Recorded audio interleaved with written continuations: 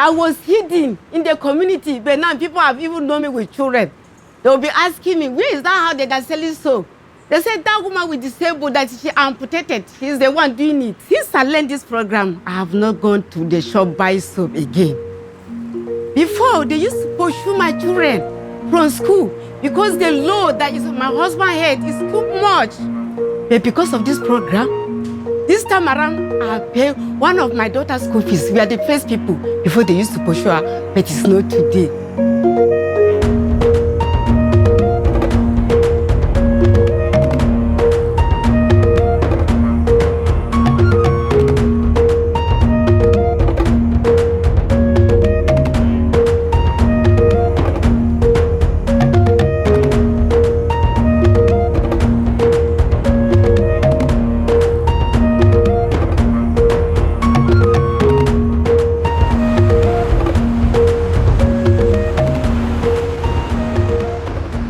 The Resource Center for Human Rights and Civic Education, CRISED, with support from John D. and Catherine T. MacArthur Foundation, implemented a project in the Federal Capital Territory of Nigeria. The project is promoting the political, economic, and cultural rights of original inhabitants in the FCT, Abuja. The 2-year project is being implemented with 10 sub-grantees advocating for the rights of original inhabitants of Abuja. The aim of the project is to strengthen the technical, programmatic, and financial capacity of original inhabitant organizations in the FCT, to make them resilient and enable them create a sustainable citizen-led framework to advocate for the promotion and protection of their own rights. At CRISED, we feel that there is need for us to give voice to these people by helping them to shape their struggle. And good enough, this was something that MacArthur Foundation graciously embraced. It's a response to the over 4 decades political marginalization, economic emasculation of the original inhabitants since the relocation of the Federal Capital Territory from Lagos, Abuja. We are now here to take over the struggle of the original inhabitants.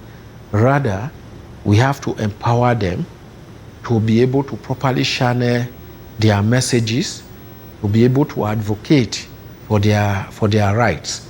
One of the unique aspects of this project is its integration of gender and social inclusion, GESI. The project was designed to ensure that every disadvantaged group, particularly persons with disabilities, were included in the concept design and implementation of the project. We are training them on different skills. We are training them on soap making, which so many of them has graduated. We graduated 40 members, and those people that underwent the training, many of them are selling the soap now, the product. I'm in the village where we are passing different challenges because we don't have. So I come out. Now they are pushed shine on my face because now people I used to beg for them, now they are trying to come and ask me something. Craftsmen are also selling some of their crafting chairs, like seats, tables. As you can see, when you go to our office, you see so many things being whipped by these people through the help of this MacArthur Foundation. This wonderful cloth you see me wearing is sold by people with disability. They sold this cloth through the training that has been given to them. They really absorb the training, they set their mind to learn, and they are willing to learn.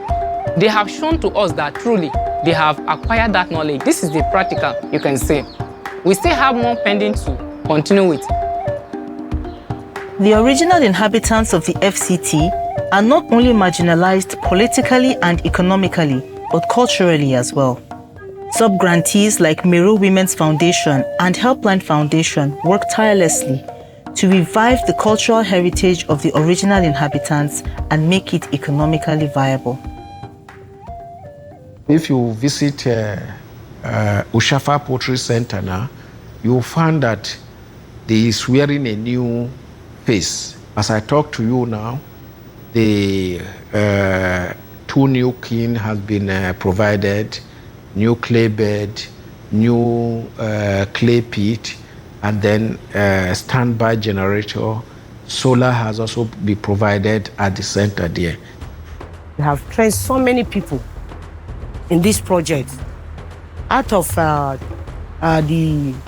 people Mero Women Foundation have trained so far, I want to tell you that those students have started earning their own money now, presently. We have changed so many lives of our indigenous people in FCT, because you can see there are some boys that they don't even have anything running up and down. But some people, through this Mero Women Foundation, I want to tell you that they have calmed down, they have learned this skill, and they are doing very well. We select different states, the different local government. We select from Abaji, Wali, Uje, Gwagwalada, Abuja Municipal Area Council, which is AMAC, and also Buhari here. When we brought the master trainers, we trained them for 7 months, and we now graduate them. So they are the one now we share them into different local government to train others. The training changed my life first because I didn't know about clay. I didn't know the power of clay, the importance of clay. So I was able to know the power and the importance of clay, and also the importance of pottery.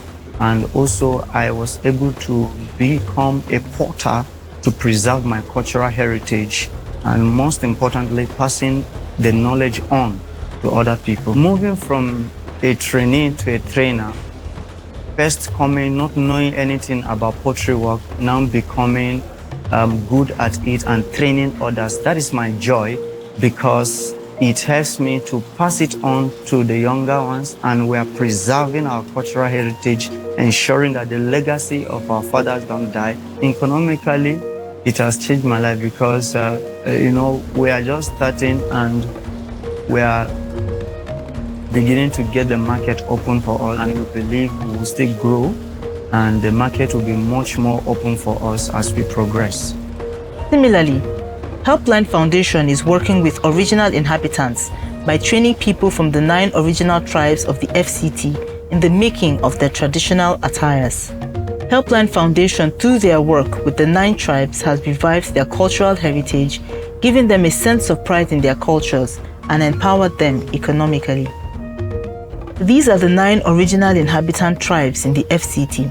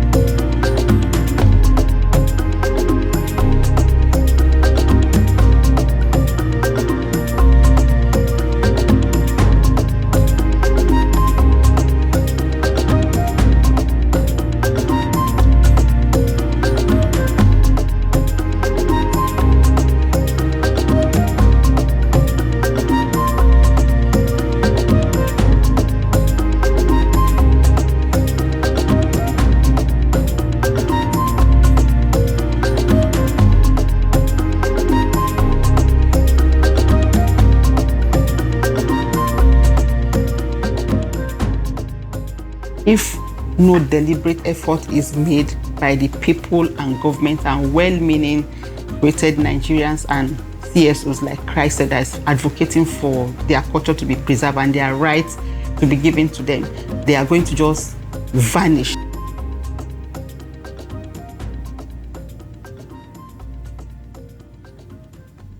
Center for Transparency Advocacy, CTA, worked on preserving the cultural heritage of the original inhabitants by reminding communities of their heritage through drama, school art competitions, and other media.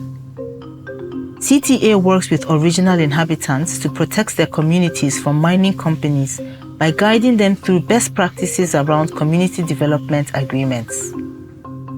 CTA also works to ensure that the culture of original inhabitants is visible in the FCT. One of the very first advocacies that we did was to go to the National Art Council to advocate that there should be a significant piece of art at the city gate.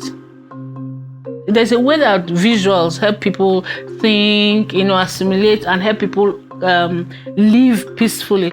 So if peradventure you are coming into Abuja and you see the popular structure of the woman with a basket on her shoulders, and you're coming and somebody, that exactly will immediately trigger somebody to begin to tell the story of the original inhabitants. So he has given us the promise, the Director General, that they were going to work on that. Na farkon abin da CTA suka mana shine me. Na ɗaya irin kamfanonin da suka shiga kauye-kauye na mutanenmu suna yin irin mining programs din nan da kwari. To gaskiya da mukan gansu suka zo, abin da suka yi mana shine mai killa lokacin sallah ko Christmas, su je kawai su nemi buhun shinkafa da indomi da wai su magi su bamu, sai mu kama murna cewa killa sun taimake mu. Ashe abun ba haka bane. Akwai wasu abubuwa dokokin suka zo suka same ku, ya kamata ku zauna tare da su, ku yi agreement wanda ake faɗi da turanci CDS, so that ku san wani irin abubuwa za su yi muku, kuma me wani irin shirye-shirye suka tsara muku da za a yi muku a cikin community naku. We'll be working with 3 communities, Pape, Karishi, and Kubwa community, where majority of these mining activities are going on.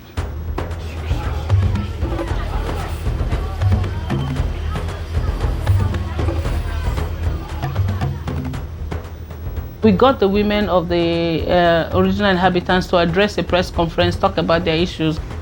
Women were able to voice out their voices, voice out their anger, because some years back women have left behind, but now we are seeing no more left behind again. And since then, there's been this clamor that there should be a movement, a women's movement of the original inhabitants. Gender-based violence is on the increase across the country. CRISED works with partner organizations to strengthen traditional systems to respond to as well as prevent incidences of gender-based violence among original inhabitants of the FCT.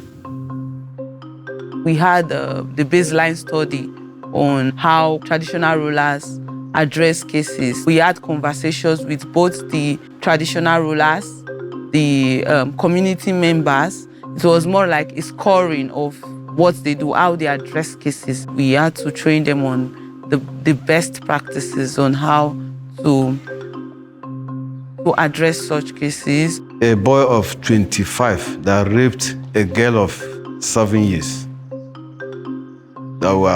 When we got the information, we quickly intimated the police as we were told. So the police came in, they arrested the boy, and at long run, he was sent to prison. Another man again of 31 years raped about 2 little children of between the age of 7, 8.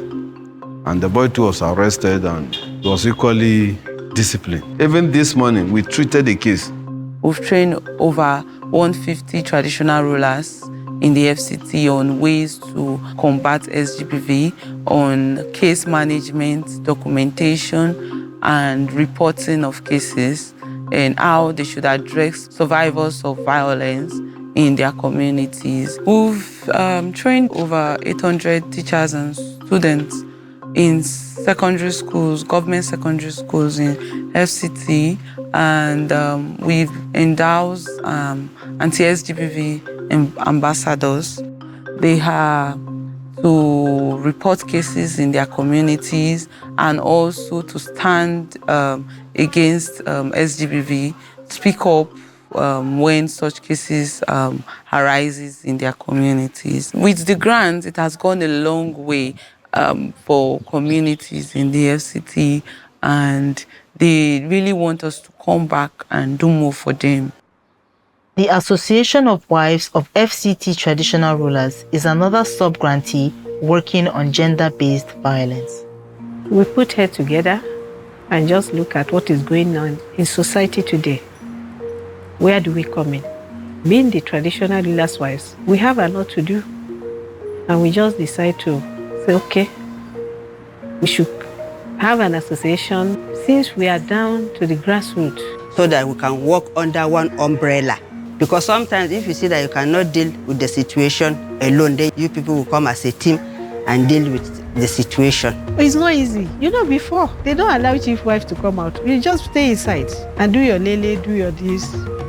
But now it's not like that. But you just have to do something to impact to human being. Because it's not easy. Government cannot enter everywhere. And some of these cases, they can go straight to government and report. They cannot have justice. The indigenous people, they have deep respect for our traditional rulers, both the offender and the victims. So it was easier to say, let all of you report your cases to the traditional palaces for it to be resolved.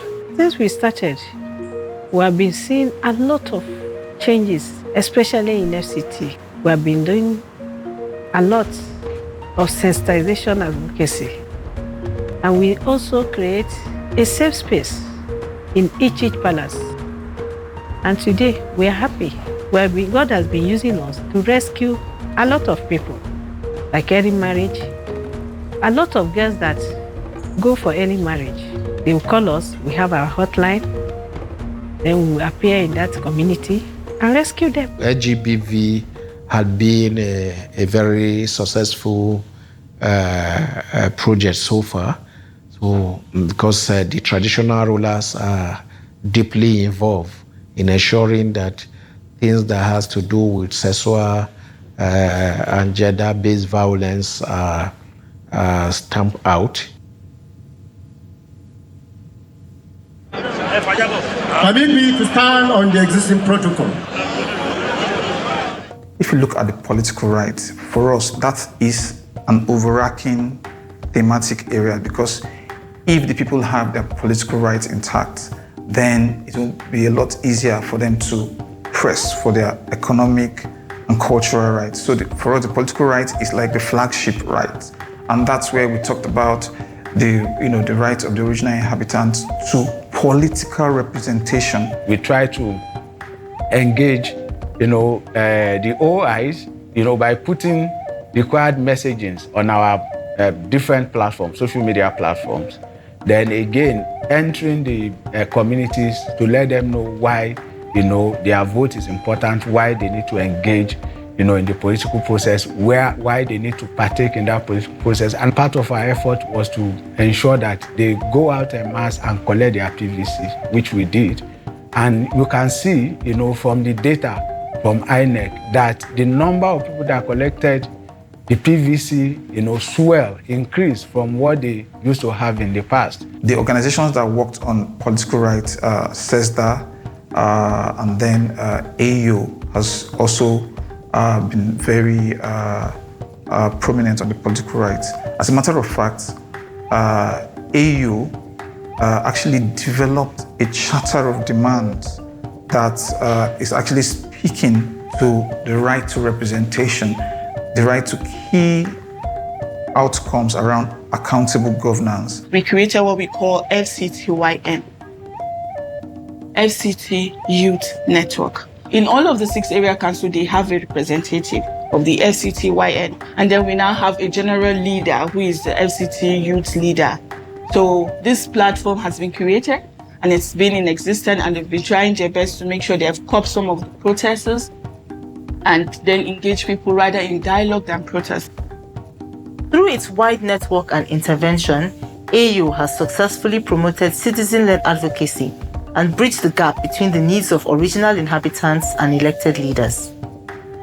AU has also opened up the culture of the original inhabitants to the world through OIpedia, a cultural repository developed as part of the project.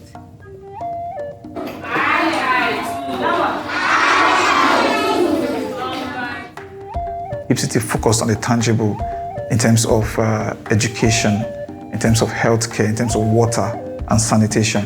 So I think FCT was more like the wash lead for this project. FCT sun tambaye mu matsaloli da ke damun mu a community ɗinmu. So mun gaya musu cewa muna da rashin kujeru a makaranta, yara suna zama a ƙasa ne. So aka ba mu shawara cewa idan muka zo mai snapping mai sending a WhatsApp so that su FCT su taimaka su gaya ma gwamnati zo ta yi wani abu. To thank God mun gode Allah da abin ya faru. Akwai classes ɗin da an zo an mana renovating, effort ɗin FCT ne. Sun gyara mana ruwa, akwai bohol yana nan can ƙasa. We advocate to the relevant government agencies in the FCT, the Education Secretariat, the FCT UBEP, that's Universal Basic Education Board. And then for water, we engage directly with RUWASA, that's FCT Rural Water Supply and Sanitation Agency, and health, the Primary Health Care Board. With the program anchored by SEDEC, we've been able to have a database of FCT Original Inhabitants, unemployed men and women. We are saddled with the responsibility to bridge the gap between the original inhabitant youths and ministries, departments, and agencies that are offering employment and empowerment programs. The Zokwa platform is a portal we built on this project that is meant to provide employment and empowerment for the original inhabitants. SEDEC helped build trust between employers and original inhabitants of the FCT while improving their access to employment and skill acquisition. In the little space when this project take off, a lot had been achieved. Hardly a day passes the sky today that issues of original inhabitant doesn't make headlines. This never happened in the past. I can tell you that the people in those communities are very happy with the support Makato and Christ has provided for the original inhabitants.